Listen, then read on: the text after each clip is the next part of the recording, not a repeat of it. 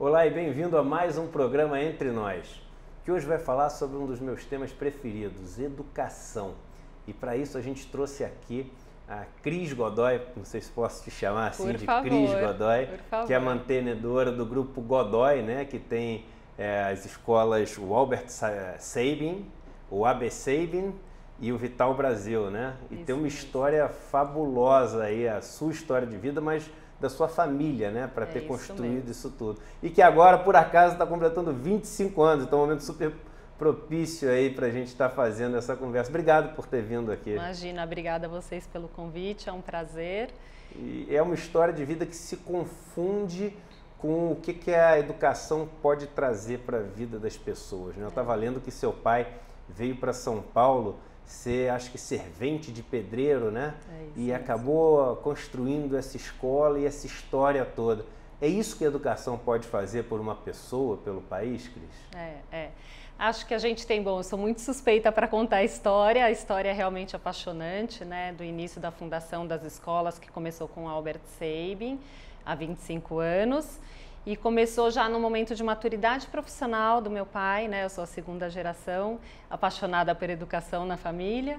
E então já no momento de maturidade profissional ele tinha uma primeira atuação com construção civil, que começou assim, veio do interior, trabalhou na roça.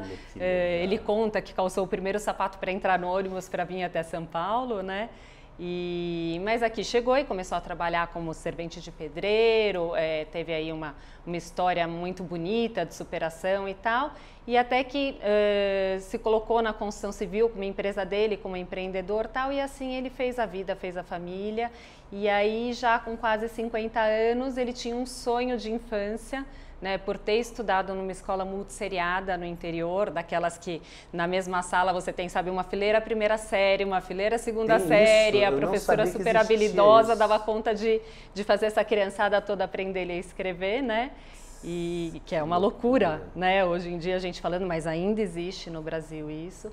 E aí, então, ele tinha isso porque era um fazendeiro lá da região que patrocinava a escola e tal, e ele falou, puxa, se um dia eu puder, eu quero ajudar também algumas crianças a estudar, né? E foi assim que surgiu a escola, numa oportunidade até imobiliária por conta da atuação dele, mas e aí ele falou, acho que eu vou construir uma escolinha aqui para dar conta daquele sonho.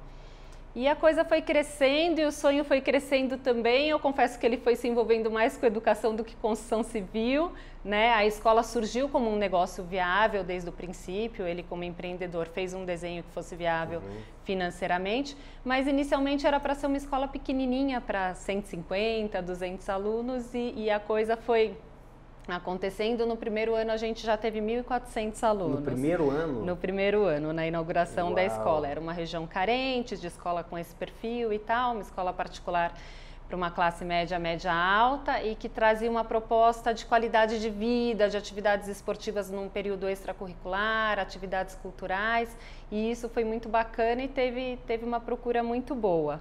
E aí se passaram 25 anos, né, de lá para cá. Com quantos alunos no grupo? Hoje o Sabin tem 2.600, o Vital tem 1.500 e o AB Sabin é uma escolinha num campus separado de educação infantil que está com em torno de 250 alunos. Que bacana, cara. Você sabe que eu sempre falo o seguinte, que a gente tem um problema muito sério no mundo, que é o de concentração de riqueza, né? Sem dúvida. Não tem como não concordar que um mundo onde 8 pessoas tenha o mesmo patrimônio que metade do mundo, quase 4 bilhões de pessoas, você tem um problema muito sério.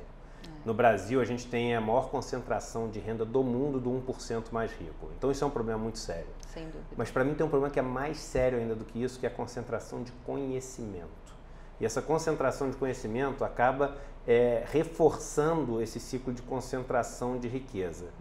E eu eu ando muito preocupado, porque as boas escolas, elas estão ficando cada vez mais caras, e aí começa uma briga pelos bons professores, pagando cada vez mais, então todo professor começa a se destacar, ele acaba indo cada vez mais para as escolas mais caras. Então, assim, é o livre mercado tão defendido, o capitalismo na veia tão defendido, fazendo com que o sistema, que já é um sistema assimétrico e cruel, cada vez se reforce. Sem dúvida. Como conseguir quebrar isso? Porque a gente é um país que precisa o contrário, a gente precisa dar para a maior parte da população um acesso ao conhecimento para que eles possam ter condições iguais de competir, né? Sem dúvida, sem dúvida. A verdade, o que a gente vê, né, a educação pública do Brasil hoje, os especialistas estão falando cada vez mais isso. Se a gente escuta as entrevistas aí do pessoal que está estudando e batalhando por essa questão, acho que 10 de 10 falam isso, né? O que a gente precisa na educação pública do Brasil hoje é arroz com feijão. Né? A gente precisa ensinar português e matemática para os meninos. Os professores, no geral, são habilitados, apesar de todas as deficiências que a gente tem, de formação de professor e tal. O português e matemática são coisas que eles dão conta muito além do que a gente vê nos resultados dos meninos hoje na educação básica. Né? A gente precisa ter foco para ensinar português e matemática para esses meninos, para depois começar a querer desenvolver outras questões. Então, falta realmente intencionalidade nas políticas públicas, falta realmente organização da parte administrativa de cada uma das escolas, de cada um dos locais, porque se o professor conseguir passar aquilo que ele sabe, já está de bom tamanho, né? Para daí a gente começar a fazer isso de forma mais requintada um pouquinho, começar a formar professores de maneira mais importante, né? Dar conta de mudança curricular dos professores para poder dar os passos que a gente precisa, mas a primeira lição de casa é fazer o arroz com feijão, é descomplicar um pouco, sabe? É tirar todos os apêndices que a gente tem, todas as preocupações. Puxa, eu queria que meu filho tivesse, né, educação financeira, eu queria que meu filho tivesse contato com tablet, eu queria que... Gente, vamos focar naquilo que é fundamental? Português e matemática, aprender...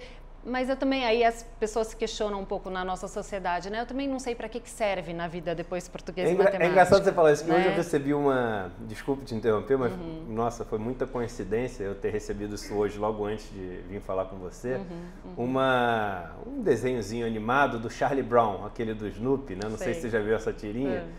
E é ele conversando com um amigo, melhor amigo dele, e eu esqueci o nome, porque há muito tempo que eu não leio a tirinha. E ele fala assim, poxa, hoje tive prova no colégio, isso é um absurdo. Aí ele falou, por que é um absurdo? Ele falou, ora, qual o sentido de tudo isso? Aí ele falou assim, você tirar boas notas. Aí ele falou, mas para quê? Para você conseguir ir para uma boa faculdade. Aí ele falou, mas para quê? Para você conseguir tirar boas notas. Aí ele falou, para quê? Para você poder fazer uma boa pós. Mas para quê? Para quando você tiver seus filhos, você ter um bom emprego. Para quê? Para poder pagar uma boa escola para ele. Então ele fala assim, é aquele ciclo que você tem que saber para onde você está. Ou você está formando pessoas, ou você está formando alunos. Eu acho que não, você está formando pessoas ali, né? A escola tem essa função, né? É uma falsa contradição, né? Formar pessoas e formar alunos. Não é todo mundo a mesma pessoa, não é tudo ali a mesma coisa, né? Então, acho que se a gente pensar, né, na educação pública hoje, no básico, a gente dá um bom passo, sabe? É um bom começo para as coisas.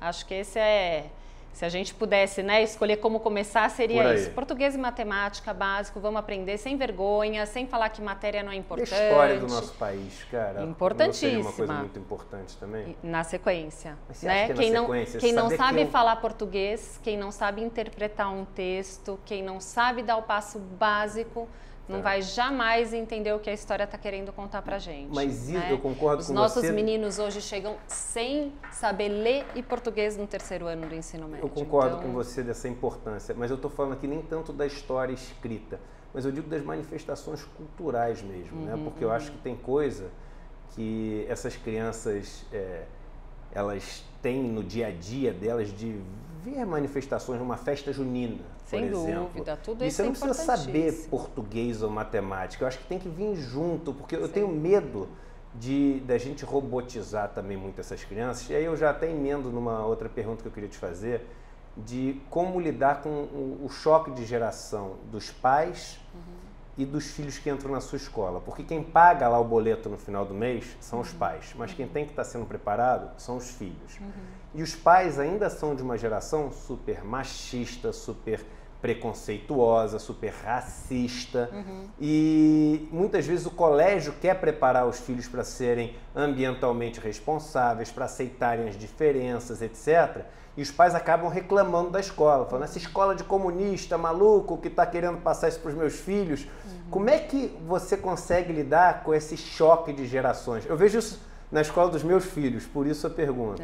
Bacana. Deixa eu responder primeiro a tua pergunta em relação à história, então, né, que acho que sim, história é super importante, mas o que a gente pensa, a proposta não é tirar tudo do currículo e deixar português e matemática, tá? A história é focar, né? A sugestão é focar em português e matemática.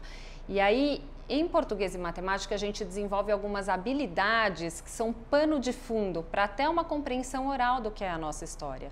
Né? Se a gente não consegue ter alguns raciocínios muito básicos, não existe a compreensão né, das outras disciplinas. Então, é um pouquinho nesse sentido. E agora, falando um pouco da briga de gerações, né, clássica nas escolas, acho que ela existe, sempre existiu, é saudável que aconteça, porque tem um ganho também com isso, né? Tem um aprendizado muito grande das crianças com seus pais, mas sem dúvida nenhuma tem um aprendizado muito grande com a participação atual que acontece na sociedade dos pais na escolaridade dos filhos, né? Acho que a nossa geração é uma geração que vem participando do dia a dia escolar do filho muito mais do que os nossos pais participavam. E isso traz um aprendizado muito bacana. Então, não vejo os pais numa postura de até tem uma questão política, né, agora, com os ânimos mais... Putz, mas saber que não é só política, eu vou te dar um exemplo no meu caso. Eu já participei e já saí por iniciativa própria de alguns grupos de pais de WhatsApp, né? E aí eu vi o seguinte, os professores da escola do meu filho fazendo um trabalho maravilhoso, a horta lá comunitária, de indo em algumas comunidades, mostrando assim como funciona uma comunidade mais carente para desenvolver uma empatia nos filhos, falando sobre as diferenças, sobre a questão de gênero, etc. E aí eu vejo no grupo de WhatsApp, assim, os pais mandando só barbaridades, textos super machistas, mas o dia inteiro não tem nada diferente disso. E aí, ano eleitoral ou sem ser ano eleitoral? E aí eu fico me questionando o seguinte, o que será que vai pesar mais na educação dessa criança? Como é que isso conversa com aquilo? E eu não tenho a menor dúvida que o que vai pesar mais na educação da criança é o grupo de WhatsApp, é o que está vindo de casa. Porque os filhos não costumam fazer o que os pais falam, os filhos costumam fazer o que os pais fazem, né? Então, assim, eu imagino numa escola como deve ser difícil lutar contra esse tipo de coisa, né? Meu filho, a gente foi do dia comemorar o aniversário dele, os meninos de 7, 8 anos de idade, correndo, falando, qual o carro do teu pai? O meu vai ser uma BMW, o meu... E eu falo, caramba, eles estão repetindo o que os pais falam, e na escola eles estão ensinando o ecossistema, sabe como é que é? Então deve ser muito difícil para uma escola lidar com isso, né? Não é fácil, mas é um bom desafio, assim, é um desafio que vale, sabe? Então, como eu estava falando, essa participação dos pais, né, acompanhar que o filho está estudando o ecossistema, ou acompanhar que a escola está ensinando a reciclar o lixo, ou está ensinando igualdade social e racial e tarará, acompanhar tudo isso traz um outro olhar para essa família, ainda que ela produza como ação alguma coisa que ela aprendeu lá atrás, né? E aí, nos pontos de interação que você tem, num trabalho que você manda para casa, para a criança fazer a lição de casa, o pai muitas vezes participa e acaba também, né, revendo alguns conceitos, discutindo com o filho, porque eu acho que a gente quer ser melhor para o filho também, né? A gente quer aprender isso que eles estão trazendo, né? Então, eu acho que tudo isso é um ponto muito positivo e a gente tem, não vou te dizer que não tem momentos difíceis, claro que tem momentos difíceis, mas o fim da história tem que sentar e conversar. Chama o pai para a escola, vamos conversar, olha, eu estou notando isso no seu filho, você está notando também? Talvez seja alguma coisa que esteja acontecendo, talvez, enfim, e a gente vai tentando alinhar isso. No fim da história é olhar para a criança e está todo mundo querendo o bem da criança. A gente pode estar vendo de uma maneira e o pai está vendo de outra. Mas o que tá por trás é um bom similar, exercício, né? Sabe, de discussão ali, de conversa e de convivência e tarará, no geral chega num bom termo, entendeu? E a questão tecnológica, hein, Cris? Isso está mudando o paradigma educacional completamente. Super importante, né? super importante. Como lidar com esses meninos que com 1 ano, hoje eu acho que dá para falar isso, com 1 ano de idade, já tem um tablet, pega uma revista, começa a puxar a revista assim, escreve em você VC, beleza, BLZ. Como lidar com tudo isso? Porque não dá também para ir contra, né, um movimento tão forte. Não, a gente não vai contra, a gente esse, corre atrás, né, aquilo, acho que é meio né, que porque isso o movimento também, é né? deles, né. Mas sim, as escolas estão num movimento muito forte de tentar entender que parte disso pode ser aproveitado, né, para o aprendizado. Então, a própria história da neurociência, que estuda hoje, né, mecanismos de aprendizado e tudo mais, aonde que a gente pode reforçar, como que a gente pode fazer isso e tal, acaba fazendo muito uso da tecnologia vou te dizer que no ensino básico, muito em caráter experimental ainda. Então a gente tenta, a gente experimenta, puxa, põe tablet na sala de aula, vamos fazer atividade, vamos ver se eles se interessam, vamos ver. Mas ainda é muito tentativa e erro, sabe? Vamos fazer... Muito novo, né? E muito o ritmo novo, é muito rápido, muito né? novo. E apesar deles serem absolutamente digitais, eles são digitais para lazer. Eles não são digitais ainda para aprender. Um bom ponto. Entendeu? Então é muito diferente. A gente precisa trazer essas ferramentas para que eles aprendam com essas ferramentas. Então, como fazer isso na sala de aula, como fazer na escola, como aproveitar essa habilidade que eles já têm fora, para que isso seja impulso para aprendizado, né?